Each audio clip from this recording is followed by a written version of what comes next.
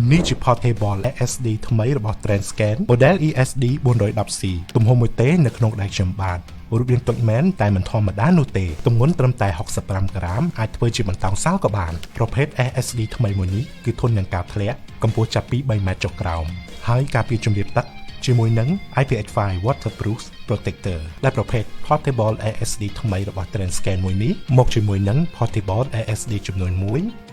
កាបបលចំនួន2 Type A ហើយនិង Type C